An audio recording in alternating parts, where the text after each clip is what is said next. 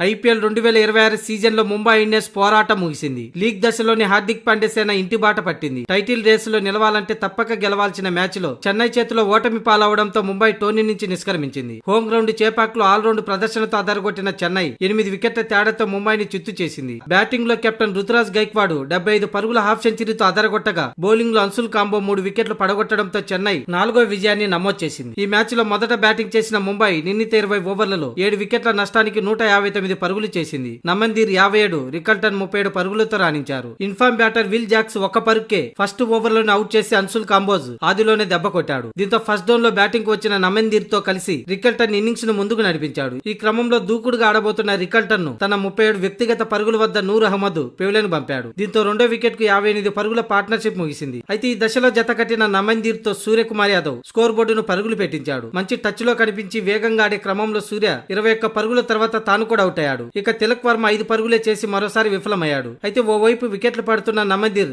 57 పరుగులతో హాఫ్ సెంచరీతో ముంబైని ఆదుకున్నాడు. అయితే కెప్టెన్ హార్దిక్ పాండ్యా వేగంగా ఆడలేకపోయాడు. టెస్టును తలపించే బ్యాటింగ్ తో నిరాశపరిచాడు. 23 బంతులు కేవలం 18 పరుగులు మాత్రమే చేశాడు. దీంతో చివర్లో ఇంకాస్త దాటిగా బ్యాటింగ్ చేసి ఉంటే ఫలితం మరోలా ఉండేదేమో. హార్దిక్ పాండ్యా స్లో బ్యాటింగ్ చెన్నైకి కలిసి వచ్చిందనే చెప్పాలి. ఇక 160 పరుగుల మోస్తారు లక్ష్యంతో ఛేదనకు దిగిన చెన్నైకి సరైన ఆరంభం లభించలేదు. సంజు శాంసన్ 11 పరుగులతో నిరాశపరిచాడు. పవర్ ప్లేలో యువ బ్యాటర్ ఊర్విల్ పటేల్ 12 బంతులు 24 పరుగులు చేసి అవుట్ అయ్యాడు. ఈ దశలో జత కట్టిన కెప్టెన్ రుతురాజ్ గైక్వాడ్ కు young hitter Kartik Sharma half సెంచరీలతో రాణించి చెన్నైకి విజయాన్ని అందించారు. రుతురాజ్ గైక్వాడ్ 75 పరుగులు, కార్తిక్ శర్మ 50 పరుగుల హాఫ్ సెంచరీలతో నాట్అవుట్ గా నిలిచారు. ముంబై బౌలర్లలో జస్ప్రీత్ బుమ్రా, గజన్ ఫర్ చెరో ఒక వికెట్ తీశారు. ఈ ఓటమిలో ముంబై ప్లే ఆఫ్ రేస్ నుంచి పూర్తిగా నిష్క్రమించింది. అయితే ఓ పక్క ముంబై ఇండియన్స్ మ్యాచ్ కళ్ల ముందే నాశనం అవుతుంటే డగౌట్ లో రోహిత్ శర్మ షాక్ లో ఉండిపోయాడు. టోర్నీలో ఇప్పటి వరకు 9 మ్యాచ్లు ఆడిన ముంబై కేవలం 2 విజయాలు మాత్రమే సాధించింది. 7 ఓటమి పాలైంది. తర్వాత ఆడబోయే 5 మ్యాచ్ల్లో 5 గెలిచినా ముంబై ప్లే ఆఫ్ కు చేరుకోలేదు. ఇక ఈ మ్యాచ్ గెలుపుతో